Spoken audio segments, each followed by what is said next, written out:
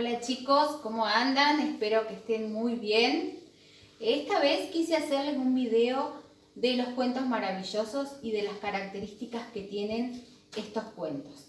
Nosotros este año vimos 3 cuentos maravillosos que son Las habichuelas mágicas, Pulgarcito y ahora a lo último leímos El gigante egoísta.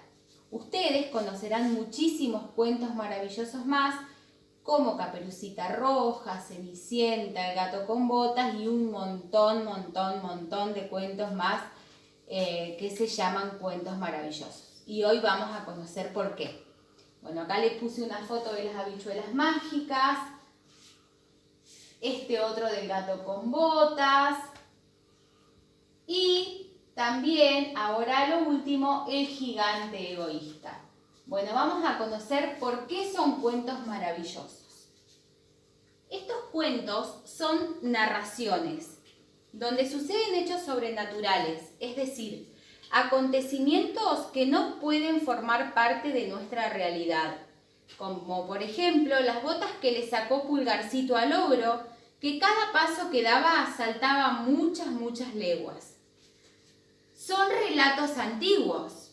Esto quiere decir que no se sabe quién los creó ni en qué año fueron creados.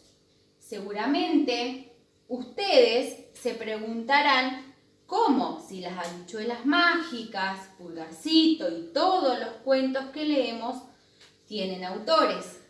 Sí, tienen autores, pero no son sus autores originales.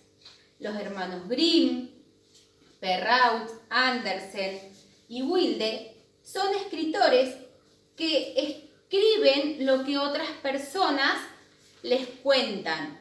Estos son los más famosos, pero existen muchos autores. Los hermanos Grimm, por ejemplo, que crearon Caperucita Roja. Perrault, entre muchos cuentos, creó Pulgarcito. Andersen, Las habichuelas mágicas. Y Wilde, entre muchos cuentos, también creó El gigante egoísta. Los cuentos maravillosos tienen características que los hacen ser así, o sea, tener este nombre, cuentos maravillosos. Una de ellas es que se relatan hechos imposibles de suceder en la vida real. ¿Qué quiere decir esto? Que son hechos que no pueden suceder. Por ejemplo, en uno de los cuentos decía que la gallina ponía huevos de oro. En Caperucita Roja tenemos al lobo que habla y estas cosas no son reales. Otra de las características de los cuentos maravillosos es que hay elementos mágicos. ¿Qué son los elementos mágicos? Por ejemplo, en el cuento de Pulgarcito están las botas mágicas. En las habichuelas mágicas, la semillita que cayó y creció ese árbol gigante que llegaba hasta el cielo. En El gigante egoísta, el parque que necesitaba la alegría de los niños para poder florecer. Y en cada cuento maravilloso hay un elemento mágico. También otra característica es que existen en estos cuentos seres fabulosos.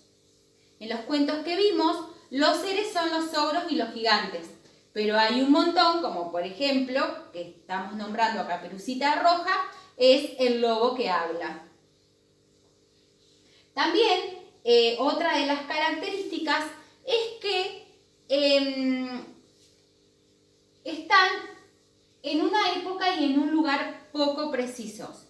¿Por qué decimos esto? Porque es fácil reconocer un cuento maravilloso cuando comienza con la famosa frase había una vez, o en un lugar muy lejano, o hace muchos años atrás.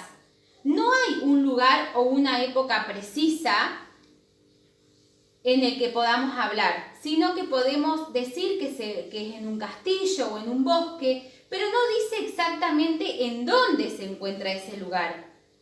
Nos va a describir un poco dónde es, pero no hay una precisión exacta con respecto a la época y el lugar.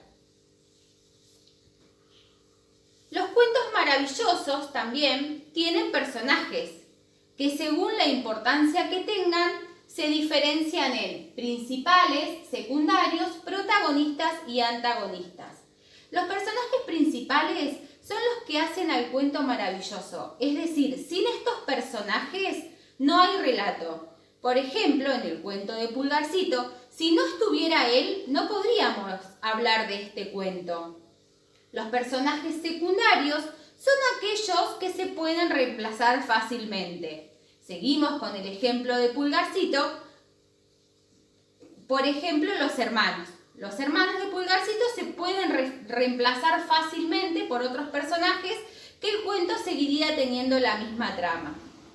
Los personajes protagonistas hacen referencia a los personajes principales que tienen un desafío o un problema y lo tienen que enfrentar.